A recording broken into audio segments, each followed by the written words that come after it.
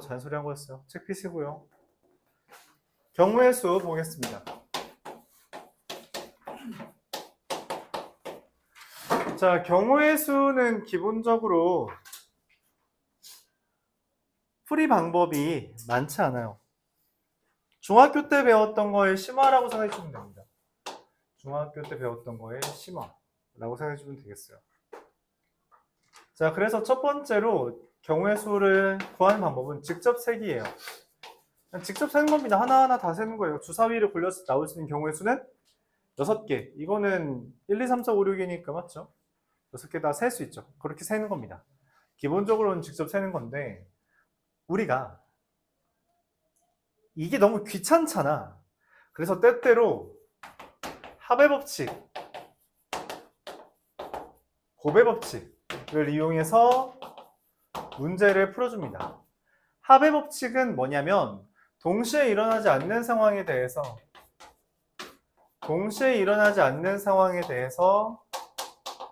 각각의 경우의 수를 더해서 구한다라는 게 합의 법칙이고요. 곱의 법칙은 동시에 일어날 때 또는 연이어 일어날 때 이럴 때는 우리가 곱해서 경우의 수를 구한다. 그러니까 경우의 수끼리 곱한다 라는 아이디어로 이제 문제를 푸는 거죠.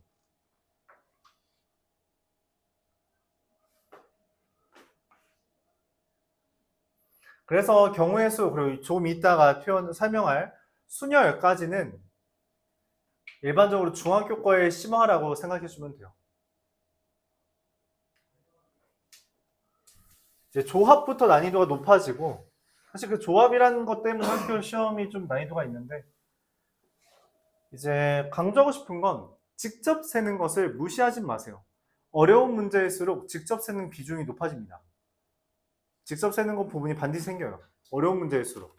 쉬운 문제는 오히려 곱하기 더하기가 훨씬 많은데 어려운 문제일 때 직접 세는 게 좀 생깁니다. 일단은 기본적으로 문제를 푸는 것을 좀 다뤄보죠. 경우의 수 파트가 어려운 거는 뭐냐면 일단 주어진 상황, 우리가 사건이라고 표현하기도 하는데 상황을 이해하는 거에서부터 시작해요. 상황을 이해하고, 물론 어떤 문제는 똑같지만 상황을 이해하고 그것에 비슷한 상황을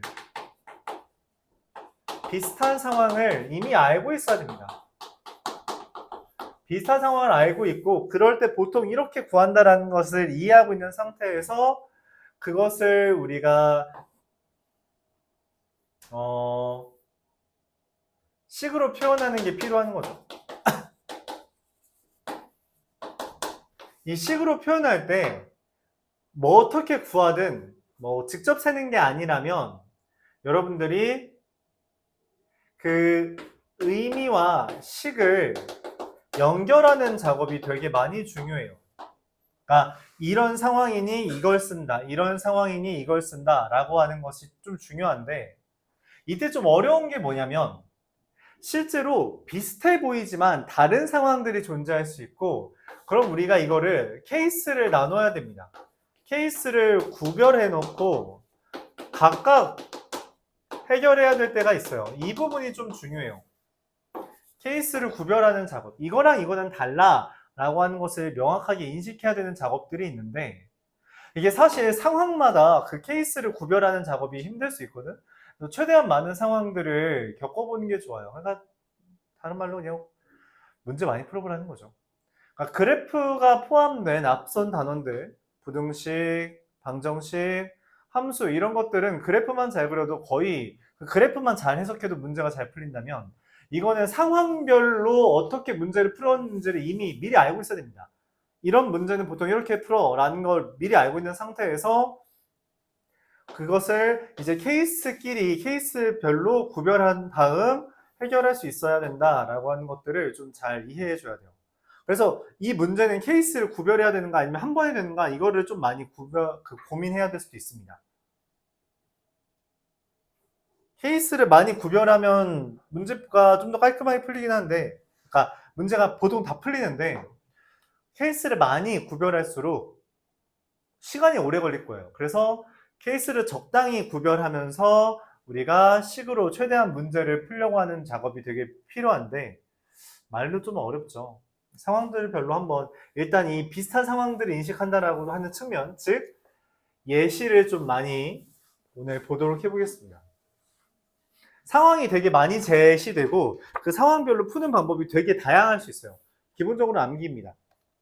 이 상황에선 보통 이렇게 푼다라는 거 암기하는 게 중요하다까지 말을 해볼게요. 1447번부터 보겠습니다. 오늘은 수녀율 중간까지는 나갈 계획이에요.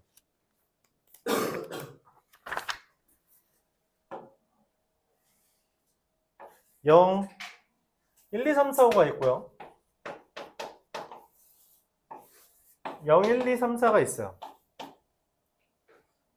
여기서 나오는 애를 A, 여기서 나오는 애를 B라고 해서 X제곱 더하기 AX 더하기 B는 0이라고 있는데 얘가 실근을 가진대요. 실근 가진다라는 건 A제곱 마이너스 4B라는 애가 0보다 이상이라는 거고요. 그럼 A제곱이 4B 이상이어야 돼요.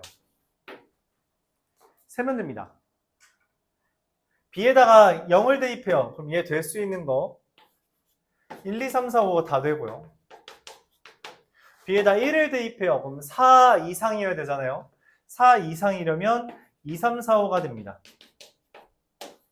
2면은 8 이상인 거니까 3, 4, 5고요.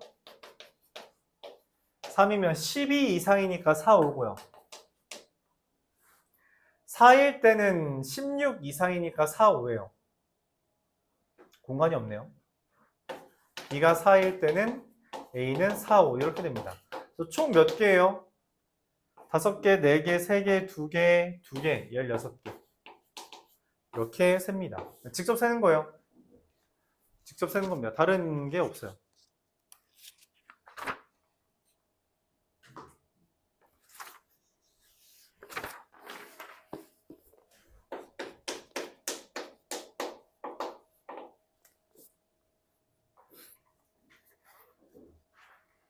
(1455번도) 마찬가지의 주제예요. y는 x제곱 더하기 2ax 플러스 2b라는 애가 x축과 적어도 한 점에서 만나는 즉 판별식이 0 이상이다 라는 걸 얘기하는 거고요. a제곱 마이너스 8b가 0 이상이다 라고 하는데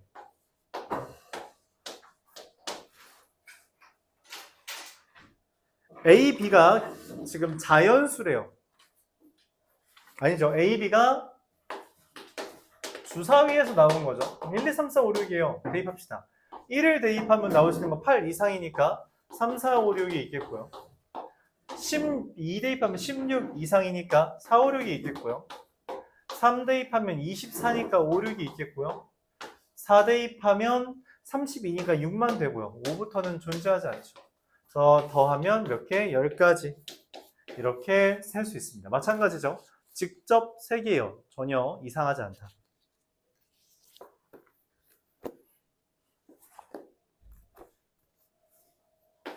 쉽죠?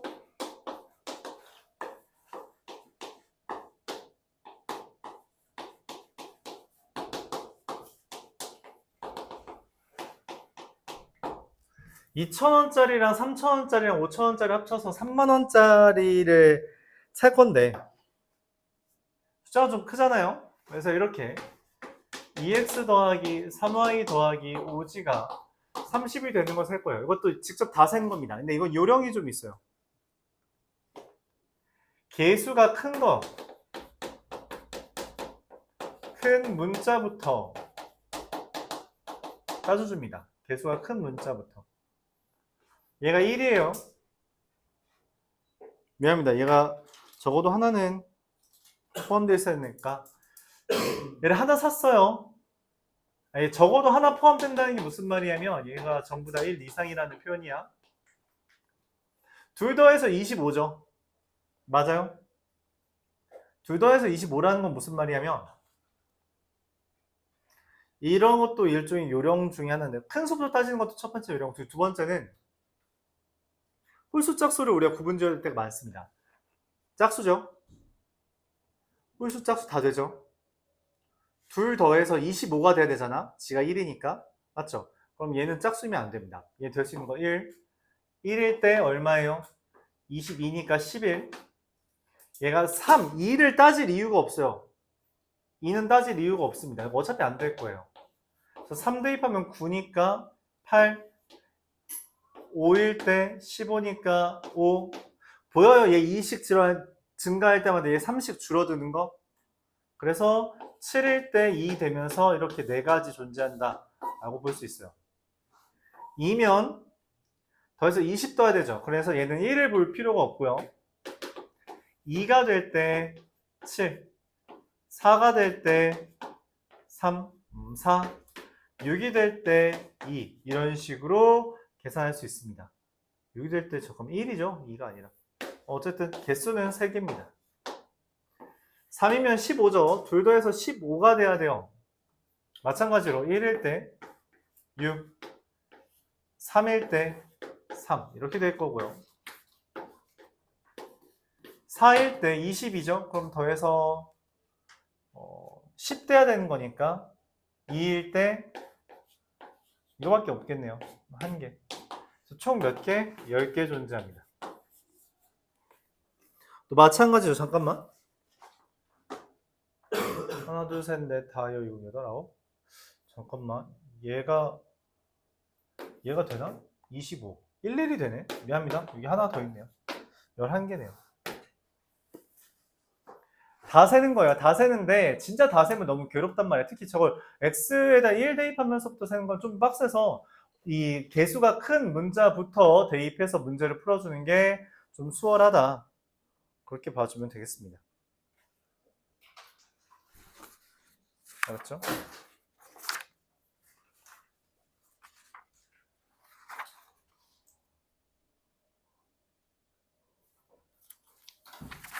유형 4에서 말하는 수형도라는 건 뭐냐면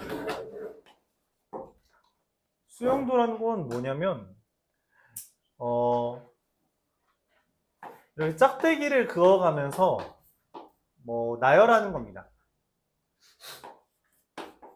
예를 들어서 1, 2, 3을 배열한다고 할 때 차례대로 앞에가 1이면 2, 3 되고 1, 3, 2도 되고요. 2면 1, 3 되고요. 3, 1 되고 이런 식으로 쓸 수 있죠. 맞아요? 3일 때 1, 2, 2, 1 이런 식으로 짝대기 그어서 1, 2, 3, 1, 3, 2, 1, 3, 2, 3, 1, 3, 1, 2, 3, 2, 1 이런 식으로 배열하는 것, 짝대기 그어가면서 배열하는 것을 우리가 수형도라고 합니다. 결국은 직접 세기하는 건데 이 수형도를 이용하는 경우의 수로 대표격으로 많이 나오는 게 교란순열이에요. 유형 4 한번 같이 좀 읽어볼게요. 유형 4 밑에 보면 교란순열이라는 게 표현되어 있습니다.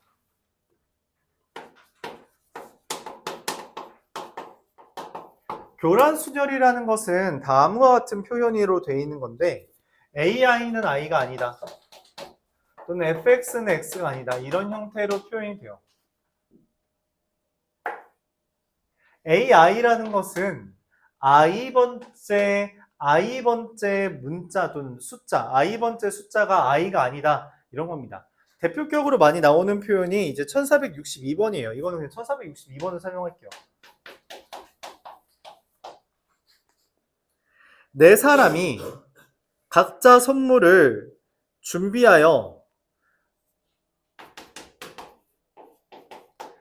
네 사람이 각자 선물을 놨어요. 그리고서 야 하나씩 집어가자 라고 한 거지. 근데 원하는 건 이거예요. 네 사람 모두 다른 사람 걸 고르는 경우. 그럼 A가 고를 수 있는 건 누구예요? B, C, D죠. 맞아요? 그렇게 했을 때 그럼 이제 남은 애들이 A, C, D잖아. 그치? A가 B 걸 가져가고 B가 만약 A 걸 가져가면 남은 건 또 누구 남았어요? C, D. C, D를 배열하면 안 되니까 D, C 이거 하나밖에 없죠. 만약 얘가 C 걸 가져갔어요. 얘가 B, 얘가 C 가져갔어요. 남은 건 누구예요? 그럼 A, D 돼요? 안 돼요? 안 돼요. 왜냐면 D가 자기 걸 가져가면 안 되니까. 그래서 DA.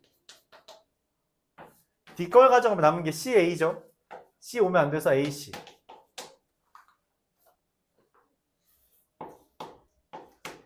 A가 C를 가져갔을 때 얘가 A를 가져갈 수도 있고요. B를 가져갈 수 없으니까 D를 가져갈 수 있어요. 얘가 A를 가져가면 남은 건 BC라서 B, C 이게 되고요.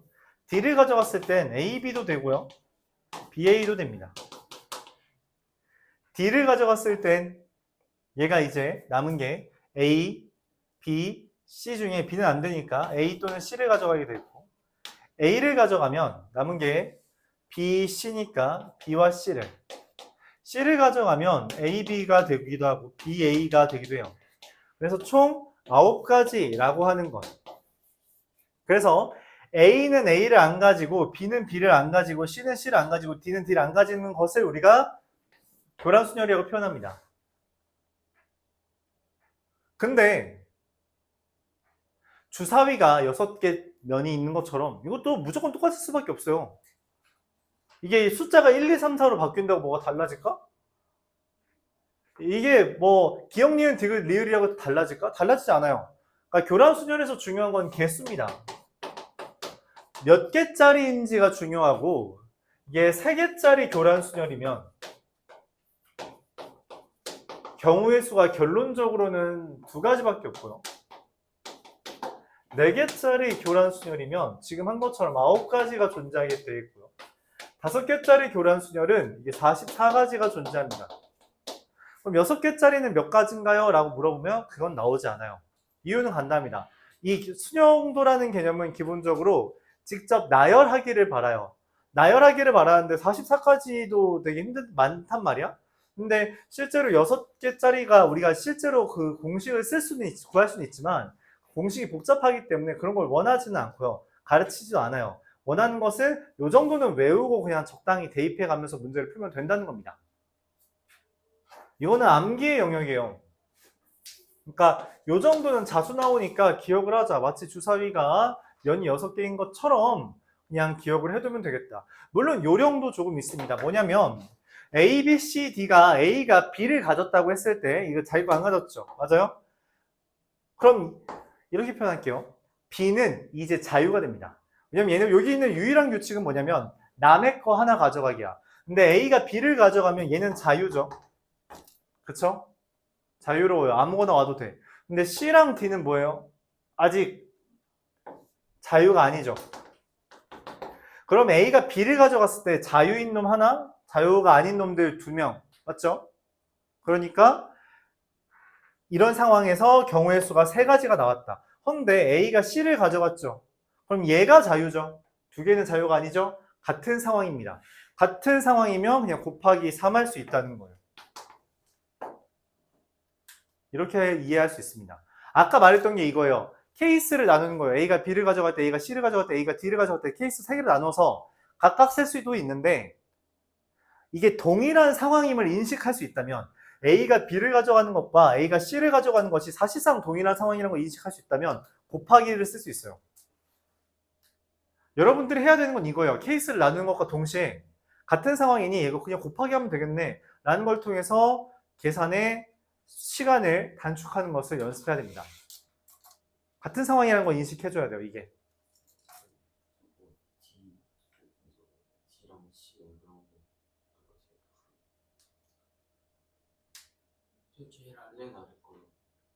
아, 이거 BA죠?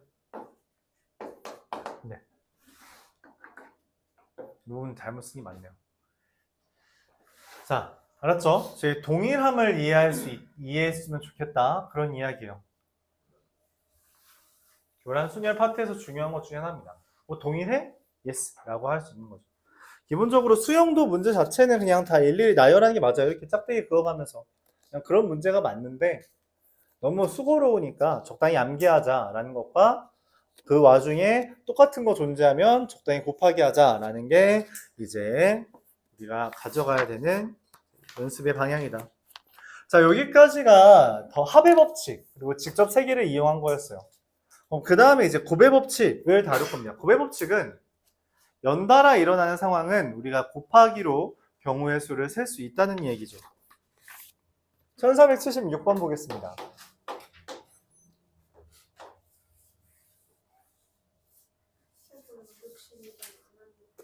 62번?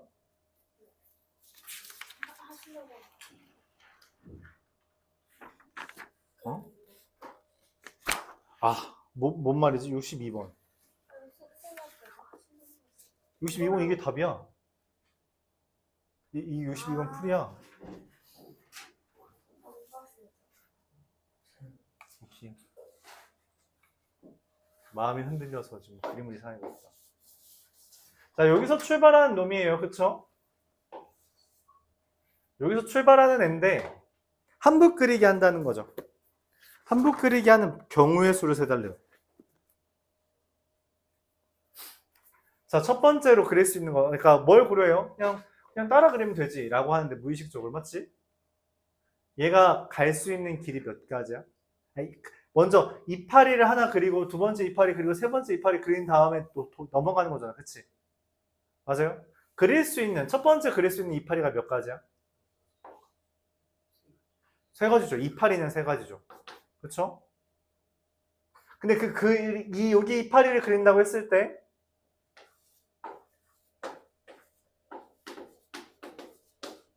여기 이파리를 그린다고 했을 때 그 이파리를 그리는 방향은 몇 가지예요? 두 가지. 이게 첫 번째 이파리. 자, 그럼 두 번째 이파리를 그리는 방법. 1번을 만약 그렸다 쳐. 그럼 그릴 수 있는 거 몇 가지 남았어? 두 가지 남았죠? 근데 그 두 가지는 어떤 걸 고르든 왼쪽 오른쪽으로 갈지 결정할 수 있죠. 시계 방향으로 그릴지 반시계 방향으로 그릴지 결정할 수 있죠. 이게 두 번째 세컨드 맞죠? 세 번째 놈을 그릴 때도 뭐 하면 돼요? 방향을 결정할 수 있죠. 맞아요? 그 다음 내려와서도 뭐 해야 돼요? 또 세 개의 이파리를 그리는 거잖아. 그치? 그러니까 뭐야? 제곱이죠. 똑같은 거잖아. 말했죠? 똑같은 거다. 그럼 곱하기 과감하게 쓸 수 있다. 계산하면 얼마예요? 16 곱하기 3의 제곱이니까 9 곱하기 256. 그래서 2304. 이렇게 답이 되겠습니다. 간단하죠? 이해가요? 받아들일 수 있어요?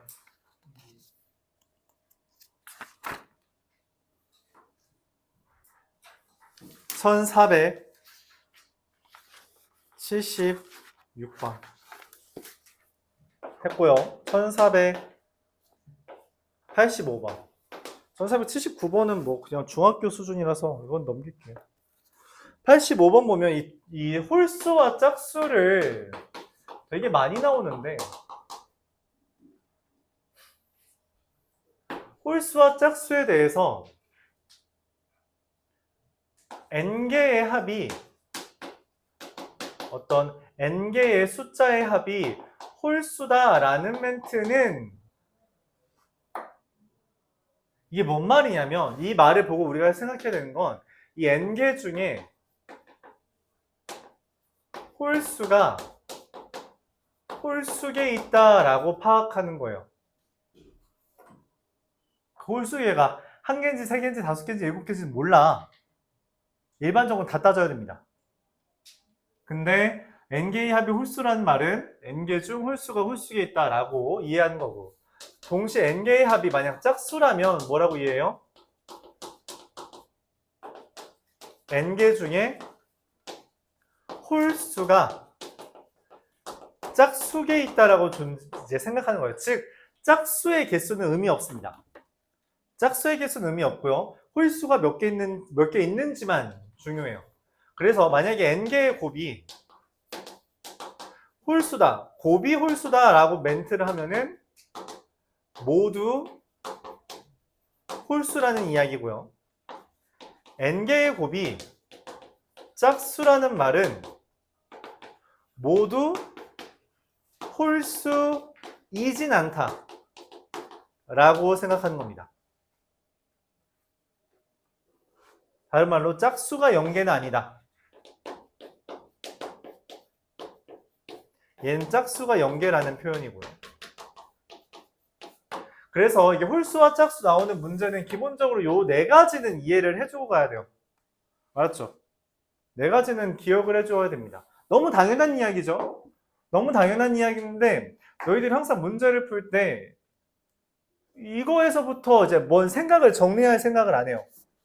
여기에서부터 시작하는 겁니다. 여기 이 네 가지에서부터 시작하는 거예요. 그래서 1485번에서 묻는 거죠. A, B, C 더하기 A 더하기 B 더하기 C가 홀수래요. 이게 홀수래. 네 개의 숫자가 합이 홀수잖아. 그럼 의미하는 게 뭐라고? 홀수가 홀수계에 있어야 한다는 거예요. 잠깐만. 근데 네 개 중에 홀수계라는 건 몇 개야? 한 개. 이거나 세 개죠. 얘가 불가능합니다. 자, 이유 말해보세요. 응? 이 네 개의 수가 모두, 그러니까 네 개 중에 세 개가 홀수라는 건 불가능해. 왜죠?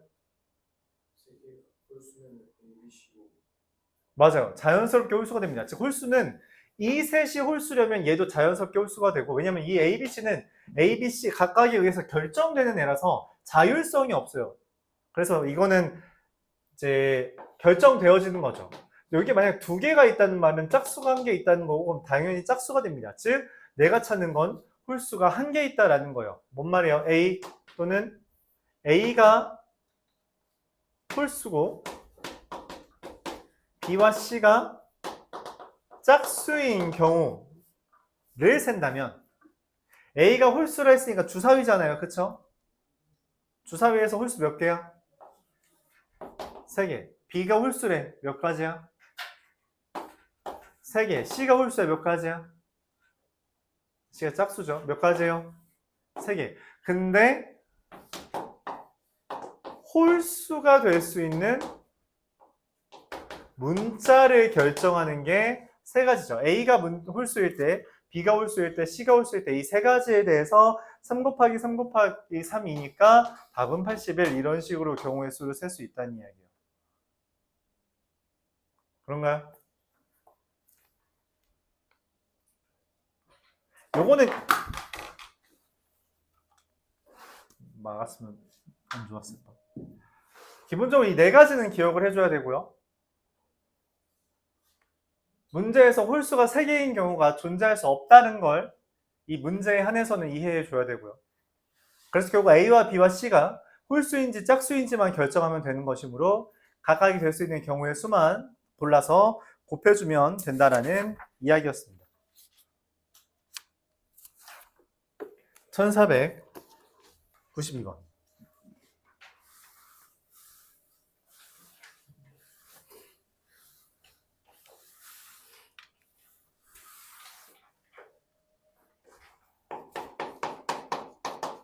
이것도 중학교 건데. 근데 이거는 뭐가 있네.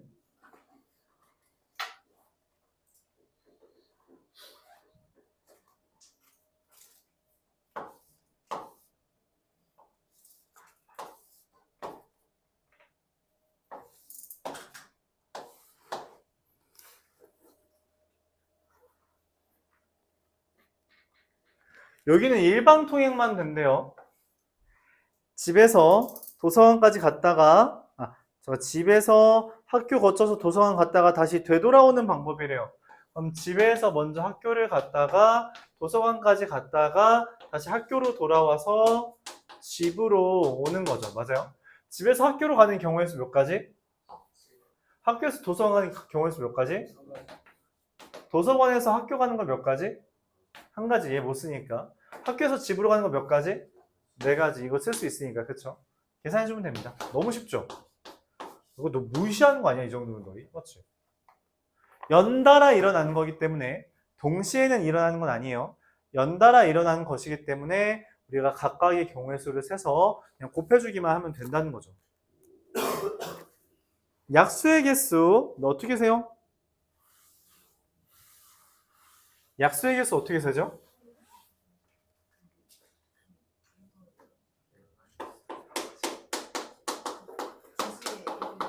맞아요. 약수의 개수는 지수 더하기 1의 곱이에요. 지수 더하기 1의 곱입니다. 알았죠? 이건 알고 있죠?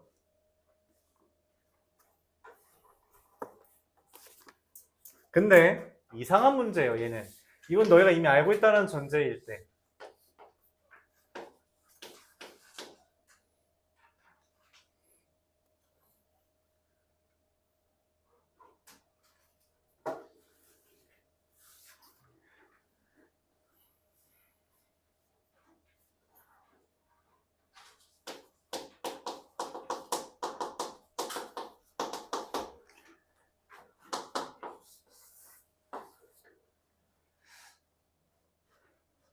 이게 너무 쉬우니까 이건 중학교 1학년 거잖아, 그치? 좀 더 업그레이드 시키기 위해 n의 배수의 개수를 구하라고 합니다. 그럼 그건 어떻게 생각하냐면 n을 놔두고 n 곱하기 소인수 분해를 만든 다음 얘의 약수의 개수 세주면 돼요. 뭔 말이냐면 10이라는 애가 2의 제곱 곱하기 3이죠. 맞아요? 얘에 대해서 2의 배수의 개수를 구하고 싶으면 2 놔두고 얘의 약수의 개수 4개라고 하면은 실제로 2, 4, 6, 12, 4개 있다라고 구할 수 있습니다. 알았죠? 이렇게 따지는 거예요. 오케이? n의 배수의 개수는 이렇게 따집니다. 이해가요? n으로 묶고 나머지에 대해서만 1 더하기 1 더하기 1 곱해서 계산해주면 된다는 이야기죠. 오케이? 알아들을 수 있어요? 뭐 예를 들어 또 뭐가 있을까요? 144가 있다고 합시다. 여기서 9의 배수의 개수를 구해달래. 9는 되고 맞죠? 18 되나? 27은 되나? 이거 다 따지는 게 아니라 소인수 분해하면 2의 제곱 곱하기 3의 제곱이잖아요. 그쵸? 웃기고 있어. 이게 4제곱이잖아요. 똑바로 정신 안 차려? 그럼 9 곱하기 2의 4제곱이죠. 그래서 몇 개? 5개 존재한다. 이렇게 쓰는 겁니다. 알았죠? 이런 식으로 접근해 주는 거예요. n의 배수의 개수는. 이해 가요? 저 첫 번째 게 너무 시시해서 업그레이드를 시키고 있는 중인 거야. 그랬는데 이제 말을 하는 거죠. 1499번에서. 300의 n제곱. 소인수 분해부터 할까요? 300의 n제곱. 소인수 분해하면 얼마예요? 2의 2n제곱 곱하기 5의 n제곱 곱하기 3의 n제곱. 이렇게 되죠. 맞아요? 2n제곱 곱하기. 이렇게. 소인수 분해 이렇게 했어요. 아, 그리고 이제 당부하고 싶은 말은 이제 숫자에 대한 이해도 또는 그 관찰력을 높이려면 일단 외우라고 하는 게 있었어요. 뭐? 25의 제곱 정도까지는 외워라. 그 정도까지는 외워라. 뭐 보통 30 제곱까지 외우라고 하는 분들도 있는데 난 개인적으로 25의 제곱 정도까지 외우라고 말하고 싶어요. 두 번째. 거듭 제곱을 좀 외워두는 게 좋아요. 2의 10제곱, 3의 6제곱, 4, 5, 6의 4제곱 정도까지는 외우세요. 625라는 숫자를 봤을 때 이거 5의 4제곱이네 라는 것 정도는 받아들일 수 있어야 돼요. 알았죠? 소인수 분해를 해도 되는데 보는 그 접근도가 확 달라져요. 더 많은 부분을 우리가 유추할 수 있게 돼요. 300이라는 것도 소인수 분해하면 돼. 2, 4, 6, 2로 소인수 분해. 니네 맨날 하는 거 이런 거 있잖아. 이렇게 해도 되는 거 알거든? 근데 100이라는 게 명확하게 100이라는 게 10의 제곱이잖아. 그쵸? 그리고 거기다가 3 곱하면 이게 300이잖아. 그럼 2의 제곱, 5의 제곱 곱하기 3이잖아. 그쵸? 이 정도는 할 수 있다는 거죠. 암산으로. 전에도 말했지만 어느 정도의 암산은 연습해보는 게 좋아요. 어느 정도. 저런 단순 계산은 암산 연습하는 게 낫습니다.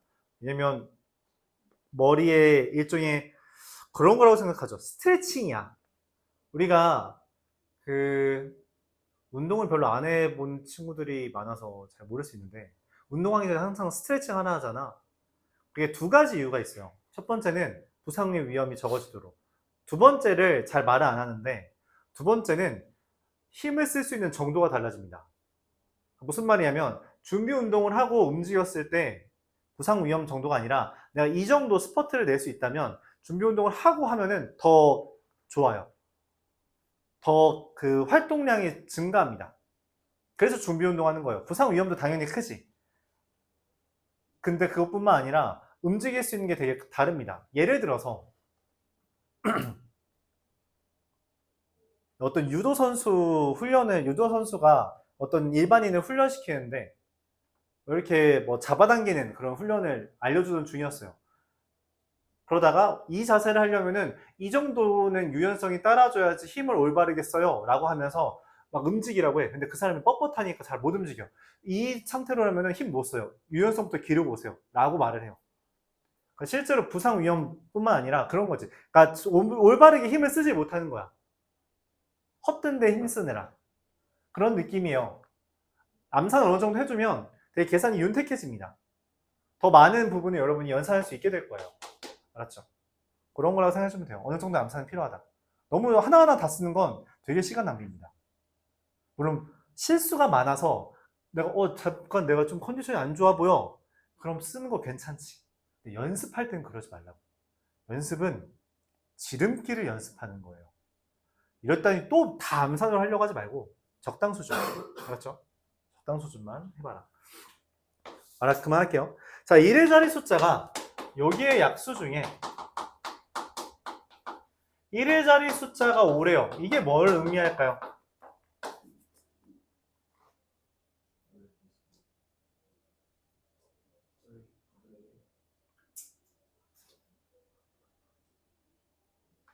그럼 이미 10은 빼야 되잖아.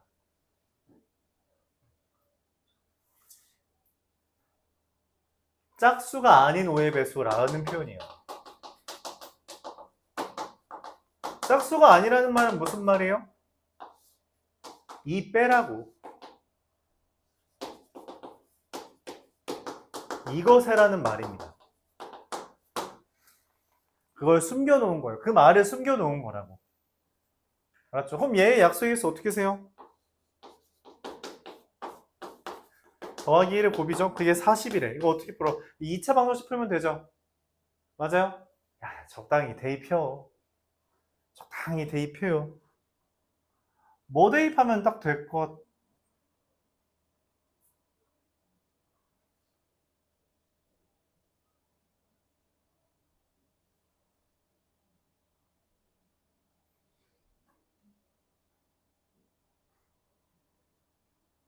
오케이.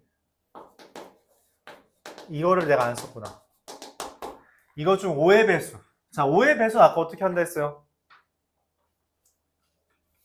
미안해요. 5를 하나 꺼내놓고 나머지로 다루라고 했죠. 맞아요? 그래서 어떻게 해요? 2n 곱하기 n 플러스 1. 그게 40인 거고요. 뭐 적당히 여기서 이제 적당히 자연수 대입하면 됩니다. 4를 대입하면 8 곱하기 5라서 얘가 답이죠. 얘는 4가 됩니다. 5의 배수를 찾는 거라서 5 곱하기 그다음에 얘에 대해서 약수의 개수 세주면 되는 거죠. 맞아요. n의 배수를 다룰 때는 n 놔두고 나머지 다루어주면 돼요. 알았죠? 나머지의 약수의 수. 이런 거예요. 되게 많은 상황들이 제시되는데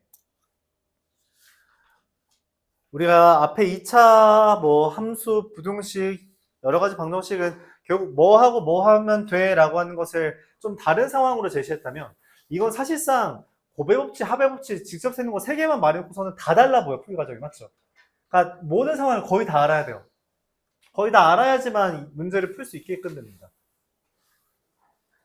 각각의 상황이 너무 풀 과정들이 달라서 그냥 싹 다 연습을 잘 해줘야 돼요. 그리고 경우의 수, 순열과 조합에서 가장 어려운 부분은 뭐냐면 틀린 걸 찾기가 되게 힘듭니다. 틀린 걸. 그러니까 뭔 말이냐면 너희가 문제를 이해한 대로 보통 답이 써질 거예요. 근데 어떻게 이해하든 어차피 답은 자연수가 나오니까 웬만하면 답이 다 나옵니다. 답이 다 나와요. 그거를 틀렸다면 그 왜 틀렸는지를 어디에서부터 내 생각이 잘못됐는지를 좀 잘 찾아봐야 돼요. 그러니까 어설프게 이렇게 하면 되겠지라고 생각하다가 나중에 상황 조금만 틀어져도 틀릴 가능성이 높아지거든. 그러니까 나는 내가 이렇게 풀이를 제시하잖아. 너희가 문제를 풀 때 내 풀이랑 다르면 확인을 받아야 돼. 선생님 이렇게 푸는 거 맞아요? 라고. 어설프게 이게 실제로 곱하기 40이 나왔잖아. 이런 거. 나올 수 있는 숫자가 자연수야. 24 이런 거 나오잖아. 그래서 이게 3 곱하기 2 곱하기 1 곱하기 4가 아니라 뭐 6 곱하기 4로 답이 나오는 경우도 있어. 그러니까 3 곱하기 8 이런 식으로 구하는 친구들도 있다고. 그러니까 실제로는 풀이 과정이 틀린 부분이 있는데 답만 우연히 맞을 수도 있다고. 그럴 수 있어요. 근데 그거는 잘 교정해 놓지 않으면 나중에 큰 코 다칠 수 있으니까 잘 답이 나왔다고 하더라도 나랑 다르면 한번 검사해보고 자기가 풀었는데 답이 틀렸으면 꼭 내 생각이 어디서 잘못됐는지 찾으려고 해봐야 돼요.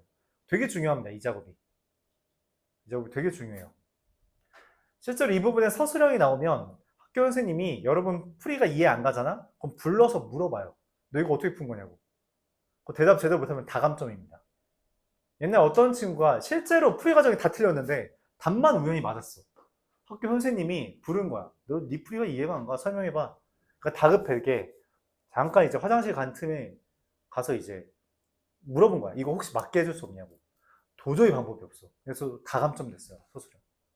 아예 시작부터 틀렸는데 답은 맞을 수 있다고. 어차피 자연수로 다루는 거니까. 그런 게 가능해요. 근데 그런 부분을 좀 잘 찾아야 된다. 1504번 보겠습니다. 1000원짜리가 3장, 5000원짜리가 X장, 만원짜리가 2장이 있대요. 이걸로 지불할 수 있는 방법의 수.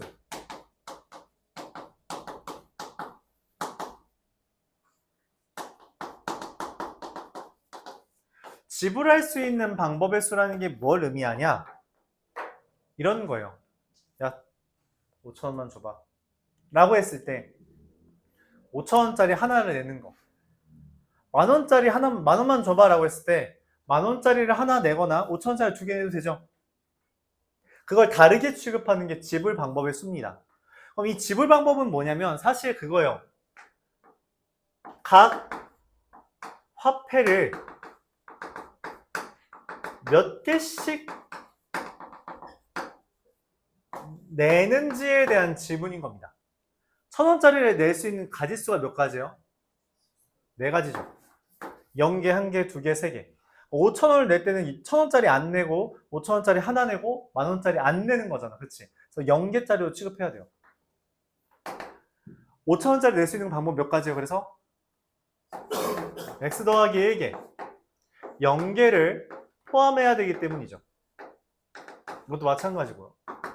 만원짜리를 내는 방법 몇 가지예요? 3가지. 그래서 이걸 곱한 게 59인 거죠. 이상하지? 맞아요. 왜 빼기 1을 하죠? 맞아요. 문제에서 0원은 안 된대. 이 말이 왜 있냐면 우리가 0개를 포함해서 계산을 하다 보면 필연적으로 0원, 0개 내고 0개 내고 0개 되는 경우 한 가지가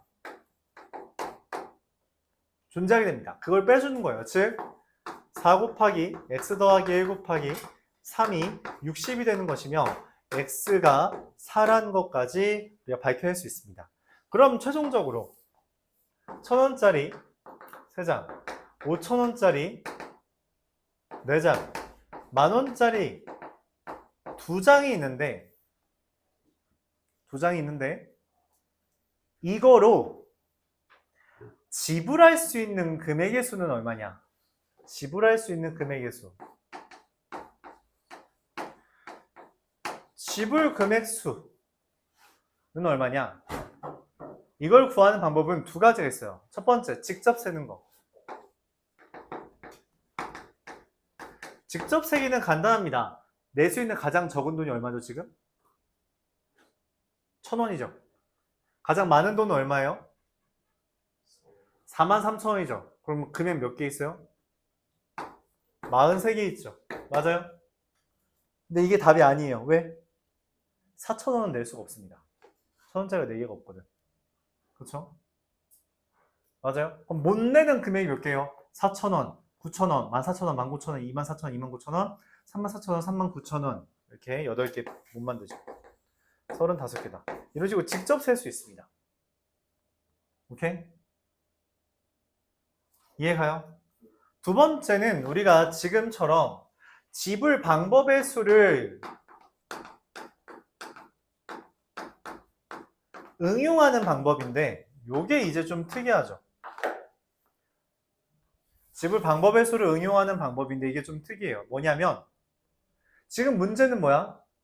10,000원짜리 하나 내는 거랑 5,000원짜리 두 개 내는 게 중복되잖아. 이게 문제라고. 10,000원 줘 라고 했을 때 10,000원짜리 하나 받는 것과 5,000원짜리 두 개 받는 방법이 다르다라고 말했어요. 여기서 맞지? 근데 얘에서는 결국 그건 10,000원이야 라고 퉁친다는 이야기예요.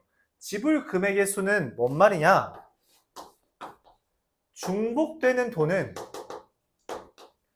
되는 금액은 한 개 취급하겠다는 거예요. 그래서 중복이 발생하는 게 문제인 거든. 그래서 59개를 지불할 수 있는데 만들 수 있는 금액이 35개밖에 없다는 거야. 중복이 발생하기 때문에. 그럼 이 중복을 어떻게 없애야 되잖아. 그치? 그래서 중복을 없애는 방법으로 뭐 하는 거냐면 돈을 쪼갭니다. 돈을 쪼개요. 즉 10,000원짜리 두 개를 5,000원짜리 4개로 쪼갭니다. 10,000원짜리 반 쪼개면 5,000원짜리 두 개 되잖아. 그치? 맞아요? 그래서 이렇게 바꾸면 1,000원짜리가 3개 있고 5,000원짜리가 몇 개예요? 5,000원짜리가 8개 있죠. 그래서 지불 방법의 수 4 곱하기 9 빼기 1, 35 이렇게 나옵니다. 그래서 이 방법을 좀 많이 이용해요.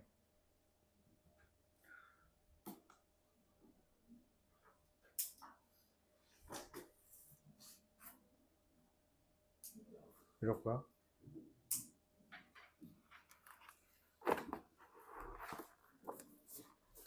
자,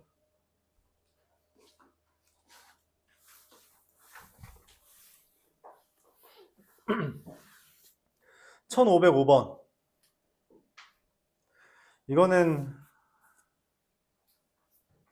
1505번이고 자시고 그냥 예시 들어줄 테니까 풀어보세요. 이제 다 풀어보세요, 여러분들.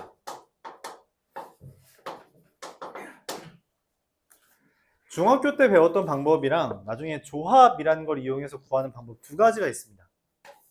두 가지를 지금 다 설명할 수는 없고요.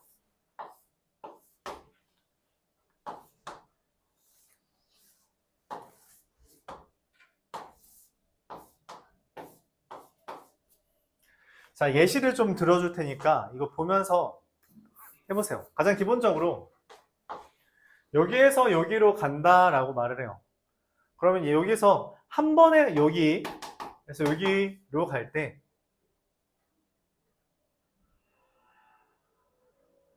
이런 식으로 가는 경로 하나 이렇게 간다면 달라졌죠? 둘 이런 식으로 세라는 거야. 다 셀 수가 없으니까 우리가 여기에서 갈 수 있는 경로의 수에다가 1씩 씁니다. 그럼 이쪽으로 가는 경로의 수는 얘랑 얘를 이쪽으로 올 수도 있고 이쪽으로 올 수도 있죠. 그래서 올 수 있는 숫자들을 더해요.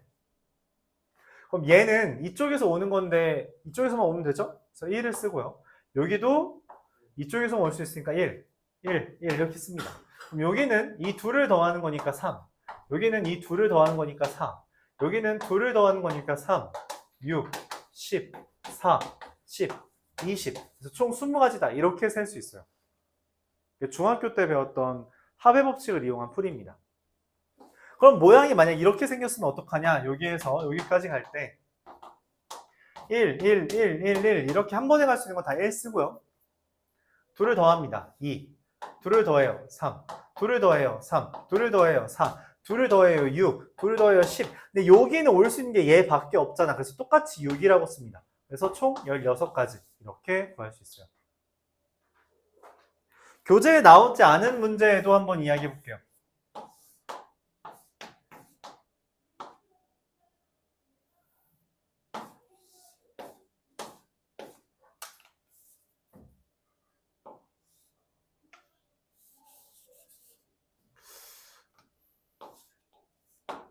자, 이런 식으로 중간에 비어있다.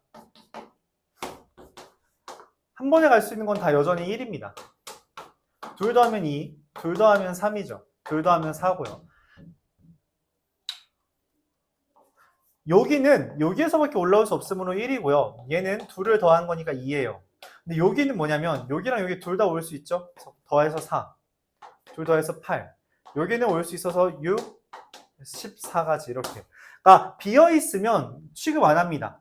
결국은 이쪽에서 이쪽으로 가는 방향에서 오는 경로의 수를 다 더해서만 우리가 숫자를 써준다라고 생각해 주면 되겠어요. 이런 식으로 최단 거리 경로의 수를 세줄 수 있고요. 교재에 있는 것들도 이걸 이용해서 문제를 풀어주면 되겠습니다. 이게 가장 기본적인 구하는 방법이다. 1513번 보면서 경우의 수 마무리 짓고 순열로 넘어가겠습니다.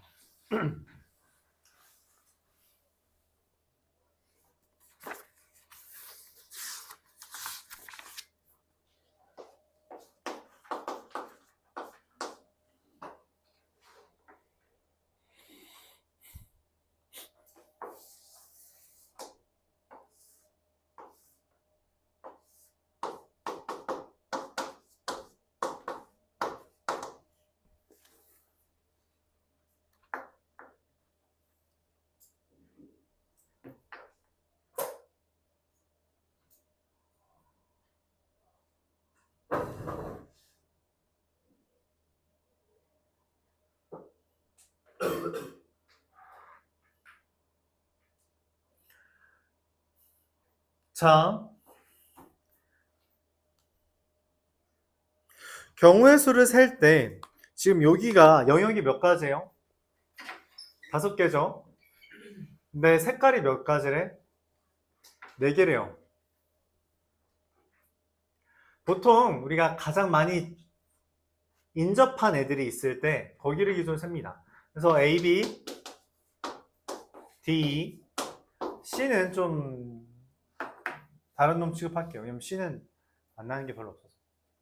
그래서 이렇게 먼저 칠하고 그 다음에 얘만 따로 칠한다. A에 칠할 수 있는 게 몇 가지예요? 4가지죠. B는 칠할 수 있는 거 몇 가지예요? 3가지예요. C는, D는 2가지죠.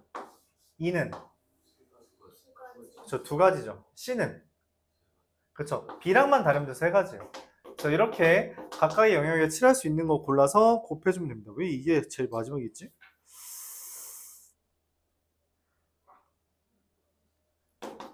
(144가지)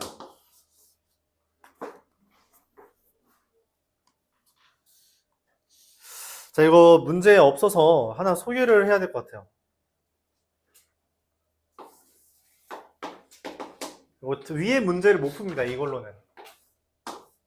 자, 이걸 4가지 색으로 뭐라는 거야? 4가지 색으로 칠할게요. 자, A, B, C, D. A에 칠할 수 있는 거 몇 가지? B는? C는? C는? D는? 네, 이렇게 보통 틀립니다. 알았죠? 자, 왜 틀렸을까요? 겹칠 수 있는지? 같다고 생각한 말일까요? A가 C랑. 그쵸. 저게 필요해요. 무슨 말이냐면 색깔을 직접 보여줄게요. 여기 파란색을 칠했어요. 4가지 색이 있어. 사색이 있습니다. 노란색을 칠했어요. 그쵸? 그 다음 C에 뭘 칠할 수 있어요? 노란색만 아니면 돼. 그치? 근데 만약 파란색을 칠했으면 D에 칠할 수 있는 게 3가지죠. 근데 내가 여기다 주황색을 칠했으면 칠할 수 있는 게 몇 가지요? 2개밖에 안 남습니다. 그러니까 내가 뭘 칠하냐에 따라서 그 다음 애가 결정이 돼요. 이렇게 각각의 고배 법칙을 쓸 수 있는 기본적인 전제는 내가 어떤 걸 색칠하더라도 그 다음 거엔 지장이 없을 때, 그러니까 그 다음 거에는 규칙이 동일하게 진행될 때 고배 법칙을 쓸 수 있어요. 지금처럼 여기에 파란색을 썼을 때 남는 것과 주황색 또 연두색을 칠했을 때 남는 게 다르다면 그건 고배 법칙을 쓸 수가 없고, 아까 말했듯이 케이스를 나누어 줘야 됩니다. 지금 둘이 계속 말하고 있는 것처럼 A와 C가 같다라는 경우와 A와 C가 다르다는 경우로 나누어 생각을 해야 되고 A에 칠할 수 있는 거 4개, B에 칠할 수 있는 거 3개, C는 지금 얘랑 똑같다 했죠? 1개. 파란색으로 칠했어요. 그럼 얘 칠할 수 있는 거 3개라고 해서 36. 4개, 3개. C가 얘랑만 붙어 있지만 얘랑 도 다르다고 했으므로 칠할 수 있는 게 2개. 파란색, 주황색이면 칠할 수 있는 게 노란색, 연두색 2개밖에 없죠. 그래서 48개. 이렇게 경우의 수가 달라질 수 있다라는 걸 이해해주면 좋겠습니다.